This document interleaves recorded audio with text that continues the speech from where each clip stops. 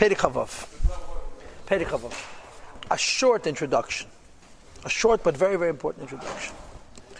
You have to, when you learn the Tanya, it helps to visualize it as Yechidus.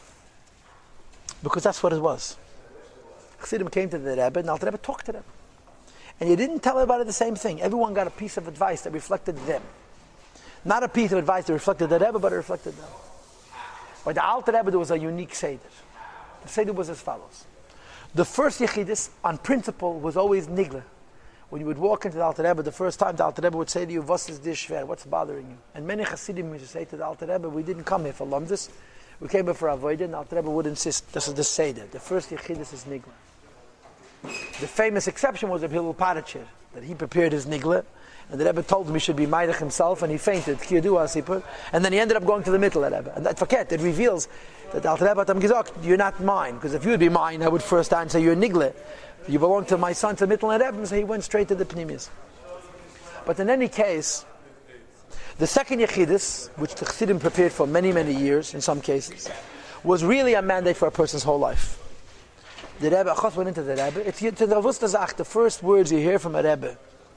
The first word you hear from a Rebbe in your initial Yechidus is Eirah for your whole life. Reuven Dunen always tells the story of Shalom that his Mashpia, Rebbe Shalom Chaim, told him he was a Baal Tshuva, who in the beginning, early state of Israel, he drove a tractor and he helped build made the desert bloom and so forth and so on.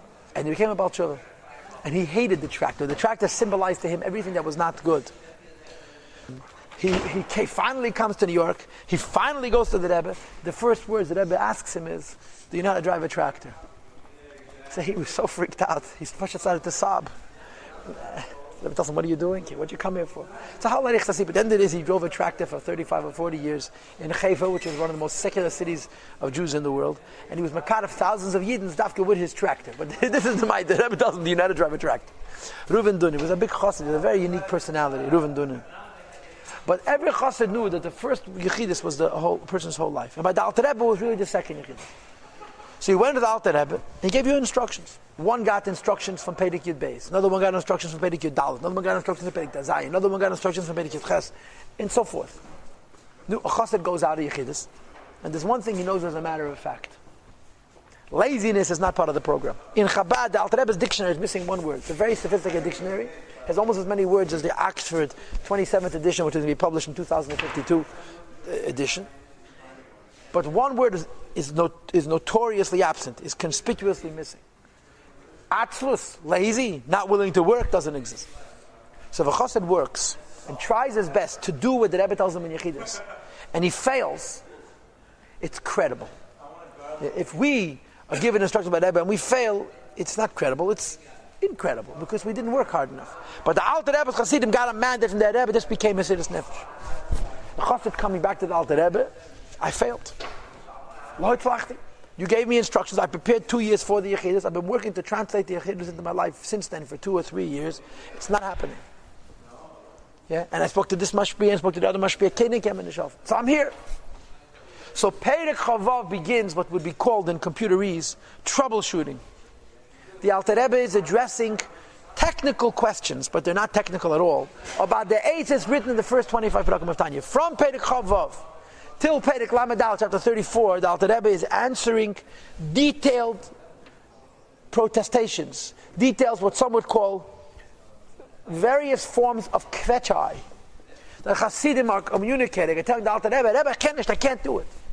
The Alter Rebbe is giving eitzes, practical eitzes, how a chassid should deal with his failure to achieve his Avodas Hashem potential. And of course, the biggest one of all is the first one the Alter Rebbe mentions, is you have to do it b'simcha b'zirizus. Joy and alacrity, joy and upness, joy and expeditiousness, quickly and efficiently. If you're down in the dumps, you're admitting defeat before you even started to fight. So Perek Chavav begins with the first piece of advice and troubleshoot. The Alter Rebbe says, "But however, to get at this point, now that we went through 25 prakim of a whole variety of different pathways of serving the Eibishter, so tzarach l'dir klal gadol. It's time to announce the klal gadol. And this klal gadol is really, though it's written in Perek Chavav, it's really the akdama to the Tanya. In other words, a person cannot do anything written in the first 25 prakim of Tanya without knowing this. Just like a physical victory. To win any material, physical struggle. Again, for example, two individuals were wrestling with one another. They wish to throw each other down. He says the following. If one is lazy and heavy, in other words, he's unmotivated, he can be strong as an ox, he will be quickly defeated. And he'll fall. Even if he's stronger than his fellow. Winning and losing is not only about strength, it's about determination. It's mamish the same way in our war with the Yetzer Hara. It cannot be conquered and defeated by atzlus ukvedus, with laziness and heaviness, lethargy.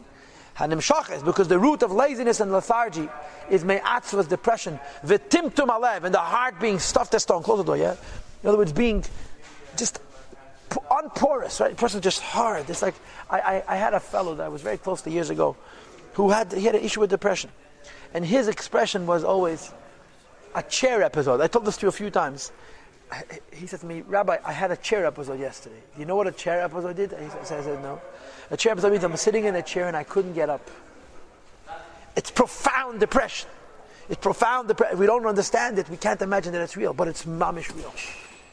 A person just, it's like almost like you're sitting on the couch looking at yourself and you're telling yourself, get up, and you can't. Of course, there are lesser degrees of depression. It doesn't have to be that severe. But the nekuda of atzvus means a chomish kechayes, have no will, I'm not pushed. Atzvus is not angry. Angry is good in a way. Atzvus is not bitter. Atzvus is flat. Atzvus is not an emotion, it's a lack of emotion. It's a lack of dynamism. It's a lack of life. Says the Alter Rebbe, you cannot defeat Yetzer Hara atzvus with laziness and heaviness. Hanamshachas which are drawn may atzvus v'timtum alei, from depression and the stuffedness of the heart. Ke'evim, which is like stone. Kiyim, but rather bezrizus. You have to be alive. You have to have dynamism, will. Hanamshachas which is drawn misimcha, from joy, upsichas halev, and an openness of the heart. V'taharase, and it's being transparent. It's being pure. Mikol nidnu daiga v'atzav, many tiny flutter and drop of worry and depression be'elam in this world. A yid cannot succeed. No person can succeed if they're down. Successful people are motivated. Successful people have hopes and dreams and wishes. They have joy. So the Alter Rebbe proposes what the Heilige Baal Shem Tov made into a lifestyle. Judaism requires simcha. You have to understand. Many Jewish people felt that simcha is tantamount to holiness. A person is too happy. A person is too joyous. They're too free. You want to be from, you have to be fakvetch. Baal Shem Tov says no. You want to be a El Chayid, you have to have life, you have to have optimism, joy and upness, because it gives you power. And you need power to live this life. Not you're so depressed that your heart is also sleeping, so you don't do an Aveda, but you have dead. You have to have lebedik. Yes, it's true. Simcha does, not only you become stronger, the Yetzer Hara becomes stronger also, but you're stronger than it. That's it. That's the end of the discussion. Ad kan, a Yid must have simcha. This is the first piece of advice that Alter Rebbe provides to a chassid who says, Rebbe, I'm not succeeding in what you told me to do. No! Lebedike! You have to believe in yourself. If you don't believe in yourself, you're a lost cause. Now the Alter Rebbe raises another issue.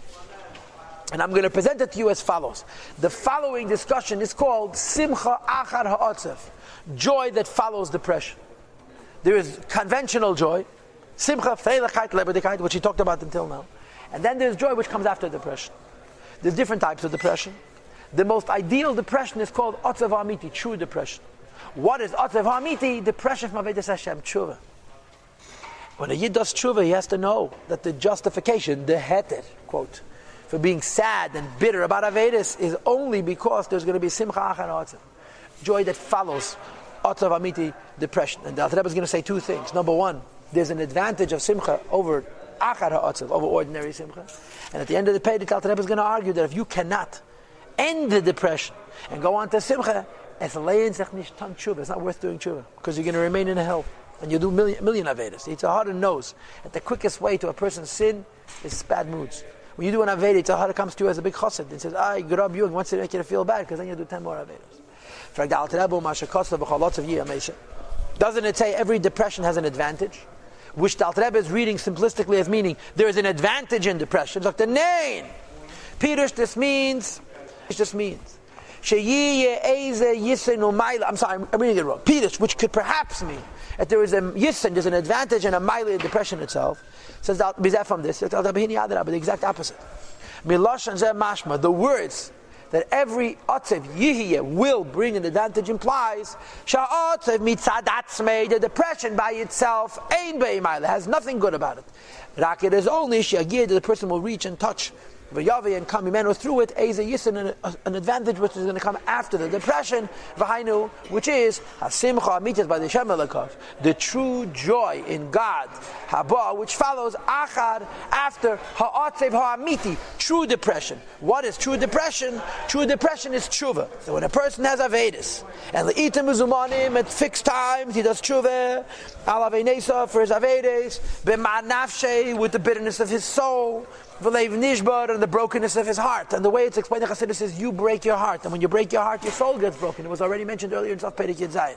Shayidei zeh, that when a person breaks his heart and his soul, nishbar ruach hatumah v'sitra achara, it breaks the hold of the spirit and uncleanness and klipa.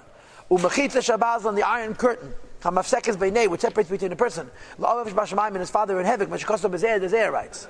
Al pasuk on the pasuk ruach nishbar. If you want to break the spirit of klipa, it's through leiv nishbar, by breaking your heart, v'geimen, and so forth. So there is an Indian called otzev ha'amiti, not depression about pizza or about cake or about nonsense. Otzev amiti means tshuva, tzabrochankait from avedis, and tshuva. Says the Alter Rebbe, even that's called otzev amiti, is only a means to an end. Even the sadness of tshuva is not good, it brings an advantage.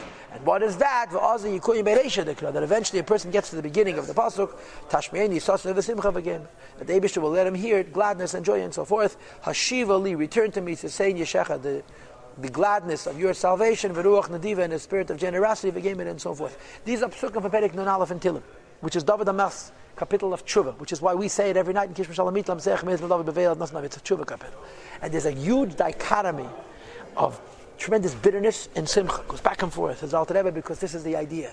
The sadness, even for Yiddishkeit, as Chassidus sees it, is only acceptable, only justified if afterwards there's simcha. Otherwise, it's not worth it.